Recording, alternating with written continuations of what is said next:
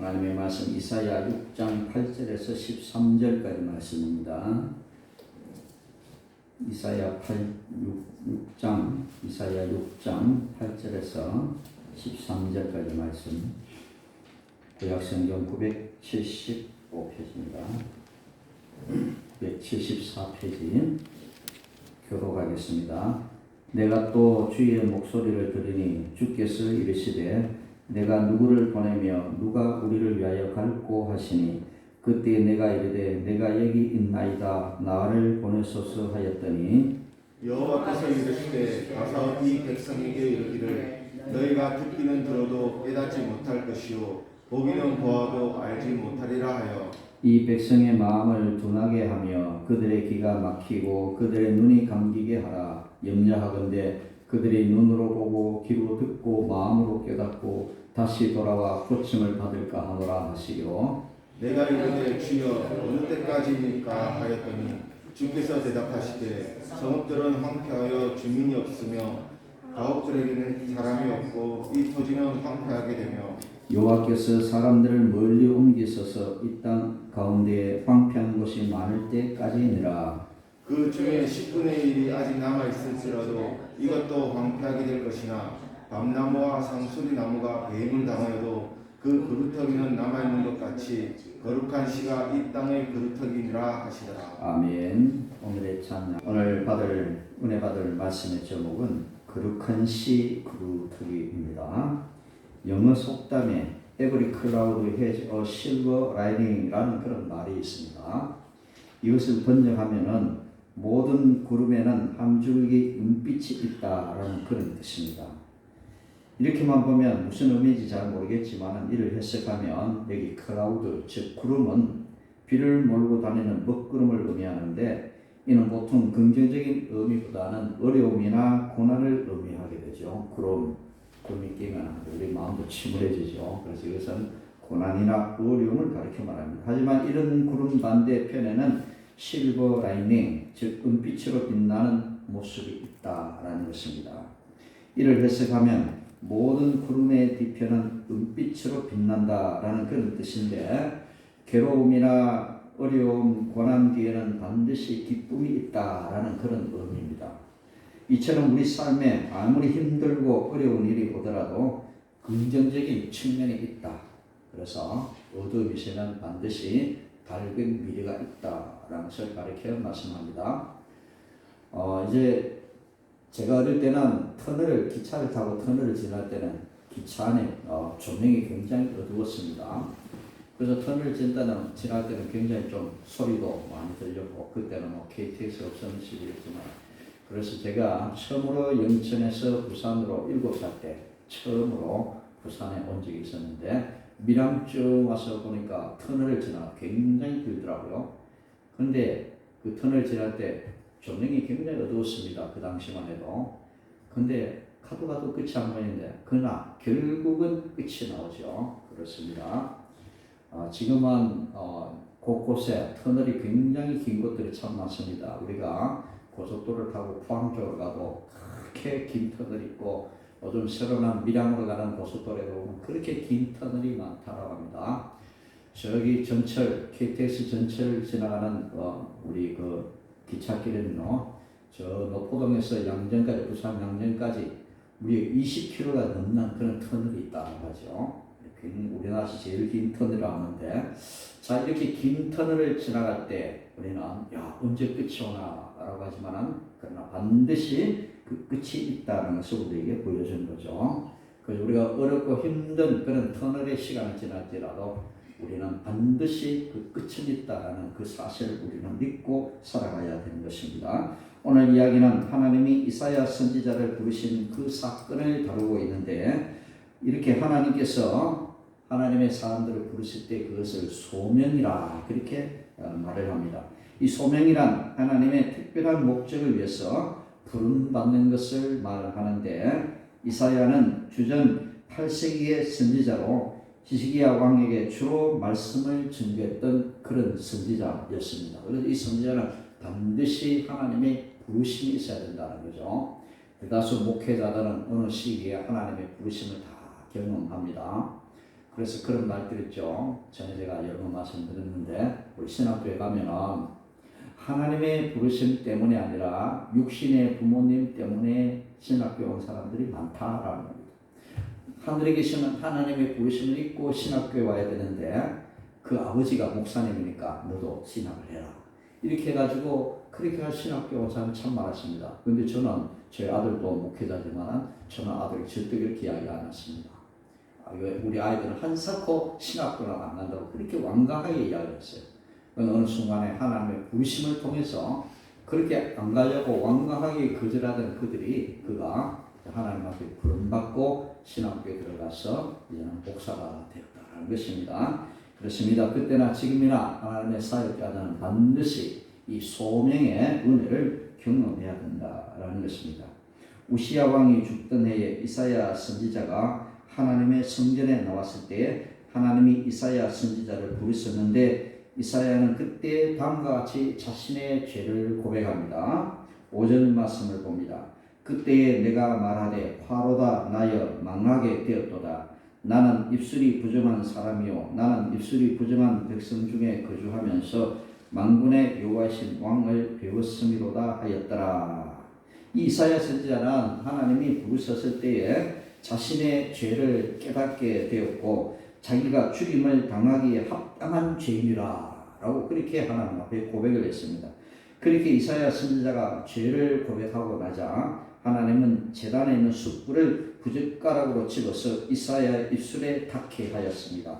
그리고 이것으로 이사야의 악이 다 사라졌다라고 하시며 너는 깨끗해졌다라고 하시며 죄 용서를 선언하셨습니다. 너는 깨끗해졌다. 너는 그렇게 죄 많은 사람이지만 너는 깨끗해졌다라고 그렇게 말씀하셨습니다. 그때 이사야 선지자는 하나님의 목소리를 들었습니다. 8절 말씀에 내가 또 주의 목소리를 들으니 주께서 이르시되 내가 누구를 보내며 누가 우리를 위하여 갈고 하시니 그때 내가 이르되 내가 여기 있나이다 나를 보내소서 하였더니 그 유명한 말씀이죠. 내가 여기 있나이다 나를 보내소서. 많은 교회들이 이 구절을 교회의 표로 많이 삼고 있습니다. 주여 내가 여기 있나이다 나를 보내소서. 하나님께서는 내가 누구를 보내며 우리가 누구를 위하여 갈꼬라고 말씀하셨을 때 이사야는 내가 여기 있나이다 나를 보내소서라고 그렇게 하나님 앞에 고백을 했습니다.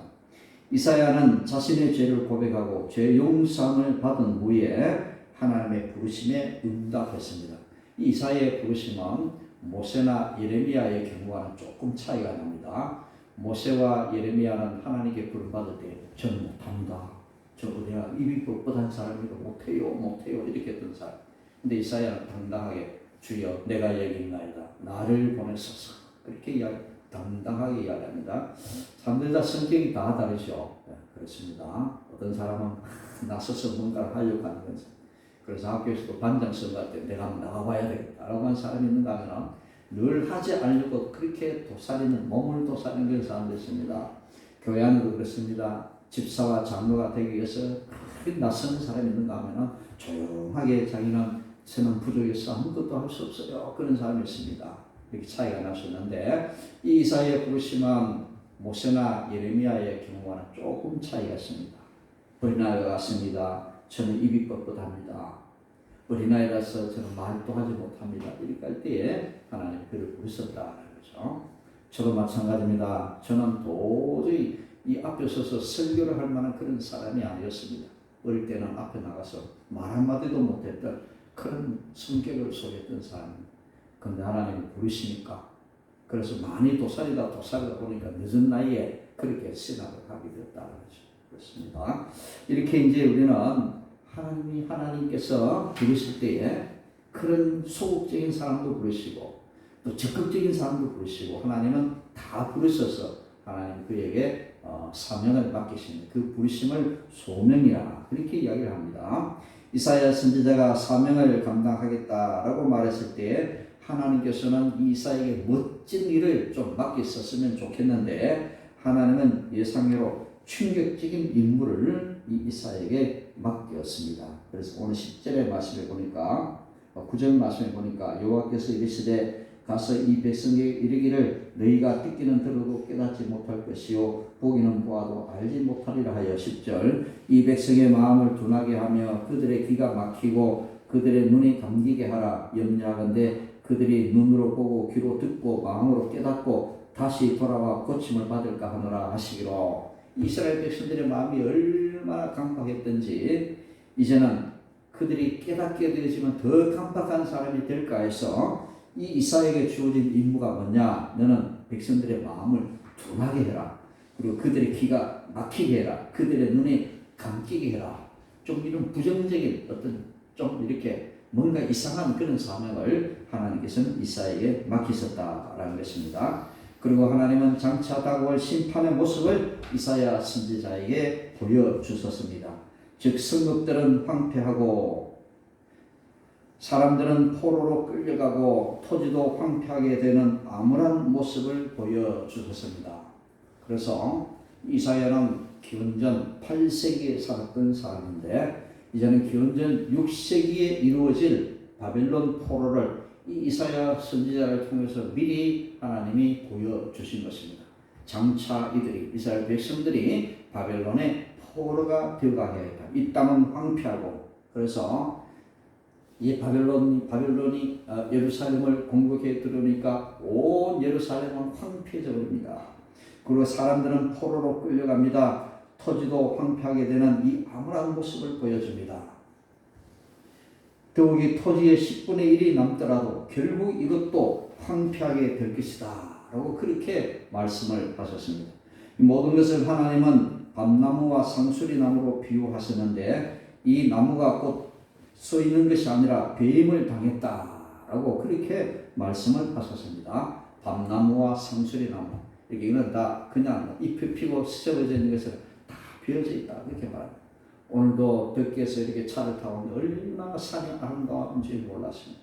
권사님과 저는 감탄을 합니다. 어떻게 이래 산천이 이렇게 아름답게 변할 수가 있느냐. 그런데 저는 그렇습니다. 성지순례를 다니면서 어떤 데가 시내산에 가보니까 나무 한 포기가 없어요. 산에 전부 빨간색으로 된 돌산이 얼마나 황폐한지요. 우리나라 산들은 너무나 대조적인 겁니다. 조금 괜찮은 그 터키 지역 이런 데 가도 산에 큰 나무는 없어요. 조그만 요런 나무들이 있지 크게 큰 나무들이 없더라고요. 야, 우리나라 정말 살기가 좋은 나라구나. 정말 우리나라 아름다운 나라구나.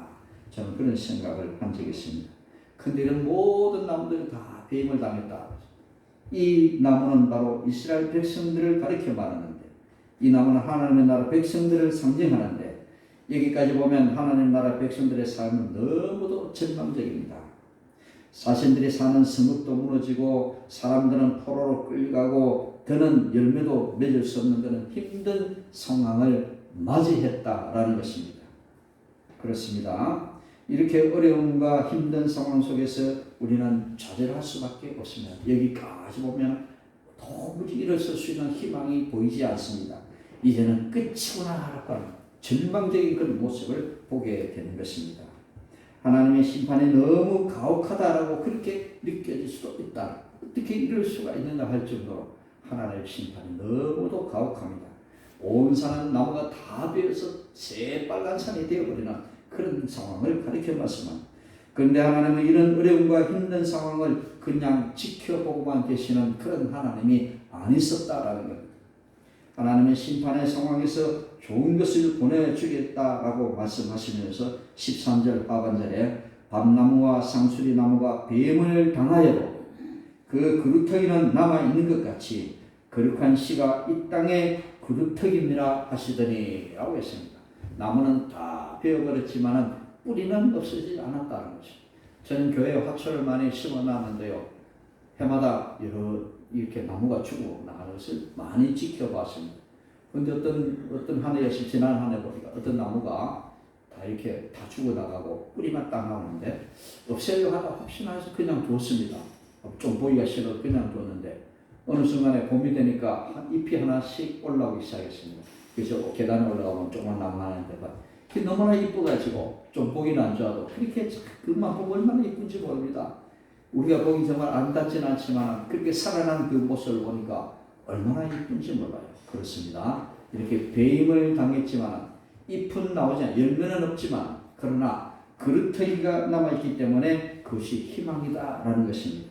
이스라엘 백성들은 온 성읍이 황폐되고 사람들은 포로로 끌려가고 토지들은 다 황폐해서 농사를 지을 수 없는 그런 지경에 놓여 있을지라도 하나님께서는 그루터기를 남겨주셨다고 그렇게 말씀했습니다.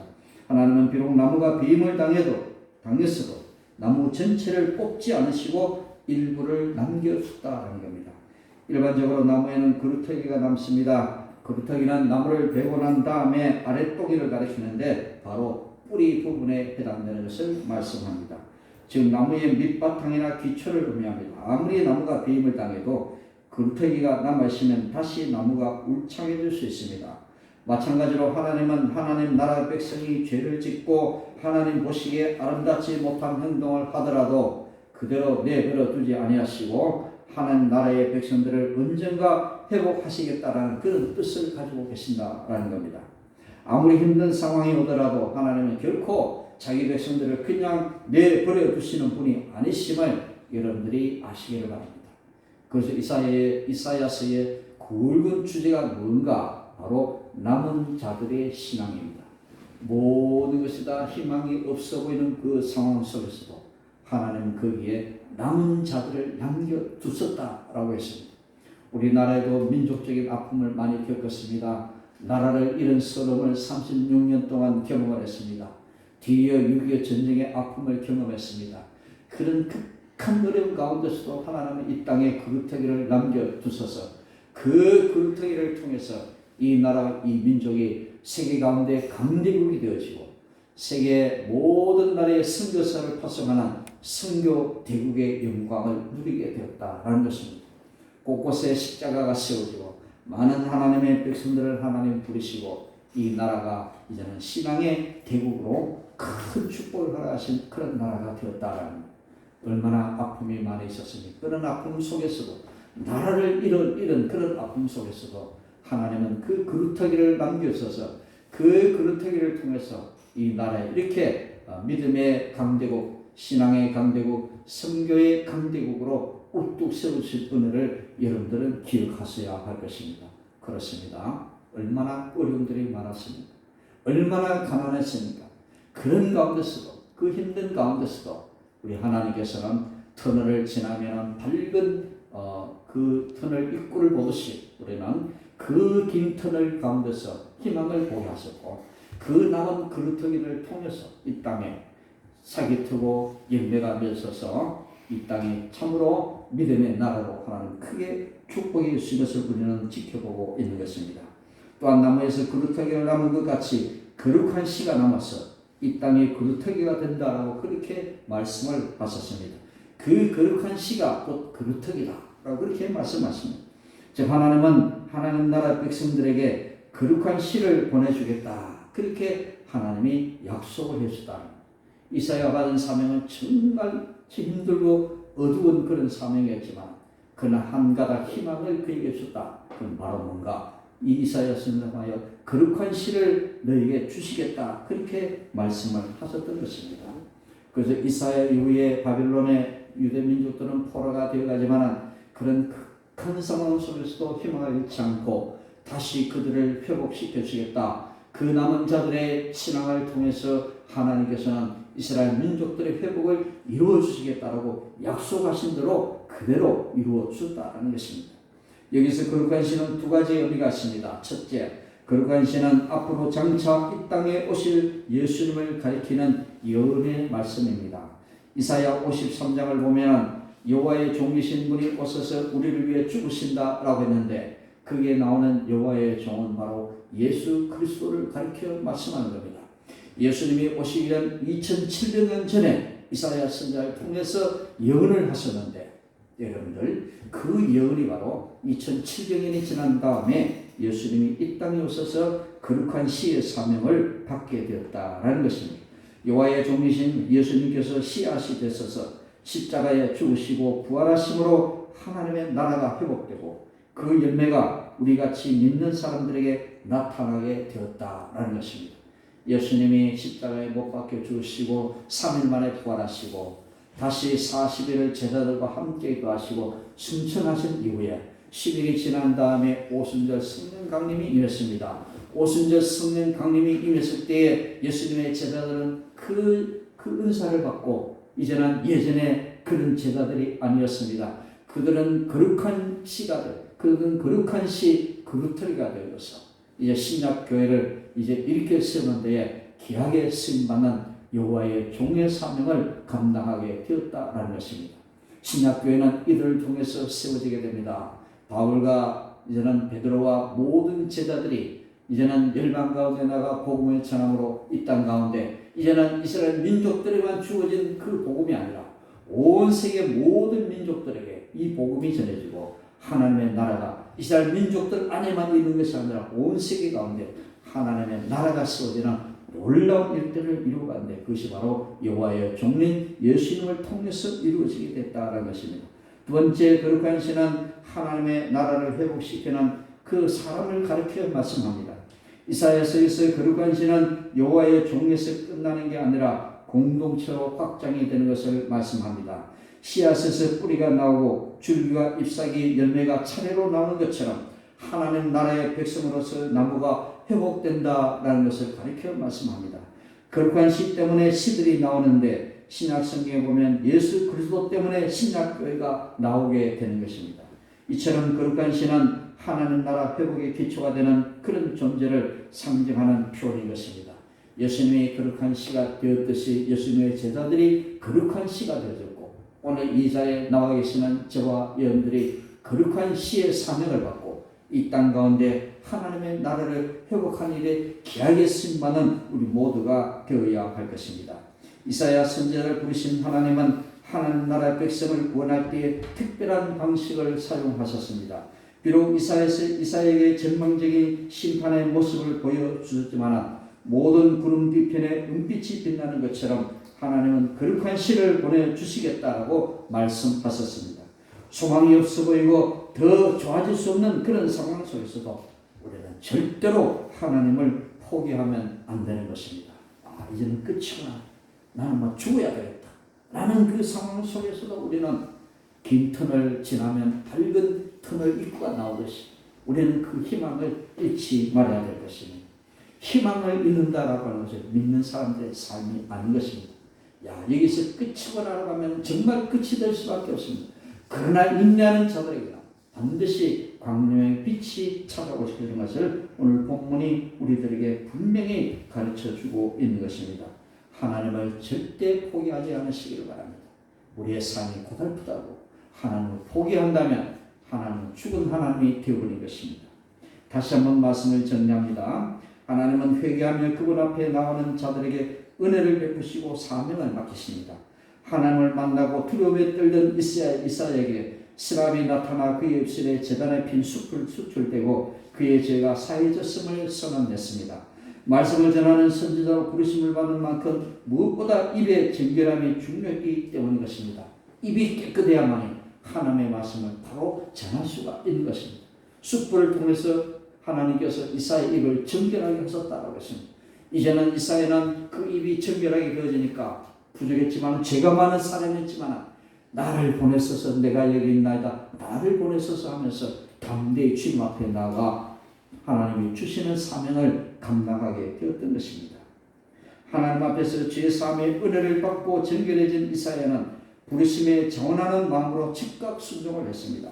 그러나 이사야의 사명은 강팍한 백성에게 구원이 아닌 심판을 선포하는 것이었습니다. 그들에게 희망을 주는 그런 메시지를 전하면 좋은데 너는 망하겠다라고 하는 이것이 얼마나 힘든 일이겠습니까?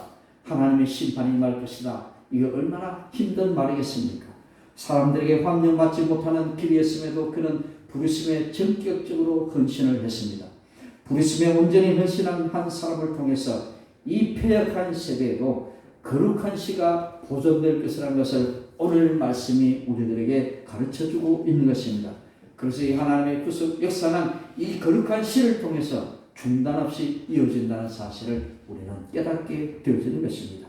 그리하여 2000년 전 거룩한 시신 예수님이 약속대로 이 땅에 오셨습니다. 그리고 우리를 위해 십자가에 죽으시고 부활하셔서 거룩한 시의 모습을 우리에게 보여주셨던 것입니다. 그 예수님을 진심으로 믿고 있습니까? 우리가 믿는다면, 정말 우리가 그 예수님을 믿는다면 우리 또한 이 땅 가운데 거룩한 시의 사명을 감당하는 그런 사명을 완수해야 될 것입니다. 우리가 세상에서 살다 보면 점점 예수님을 믿는 것이 의심이 들 때도 있고 귀찮을 때도 있고 교회를 떠나고 싶을 때도 있을 것입니다. 막 그만하자, 나는 정말 힘들다라고 할 때도 있을 것입니다. 하지만 오늘 말씀을 통해서 거룩한 시신 예수님을 굳게 믿으시기를 바랍니다. 우리가 그 희망을 잃지 않으나 우리는 언제나 하나님께서 밝은 광명을 허락해 주실 것입니다. 이사야가 선포하신 심판의 메시지입니다. 그러나 그 심판의 메시지 가운데 하나님께서는 희망을 동시에 주셨습니다. 거룩한 시 그루터기를 이사야에게 보여주셨다는 것입니다. 이사야 선지자가 이사야 전체를 통해서 말씀하는 것은 바로 남은 자들의 신앙입니다.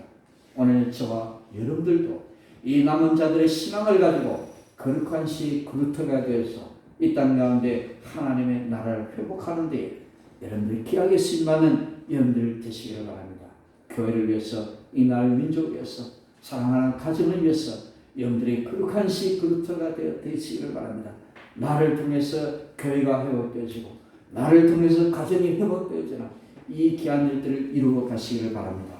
심판의 메시지가 전해지는 그 암울한 상황 속에서도 희망을 잃지 않고 우리가 그 거룩한 시를 통해서 하나님의 나라를 회복해 나가면 우리에게는 반드시 회복의 은혜가 임할 줄 믿습니다. 또한 거룩한 시신 예수님을 위해서 몸된 교회가 나오고 우리가 나오게 되는 것처럼 우리 또한 거룩한 시 사명을 부여받은 사람들입니다.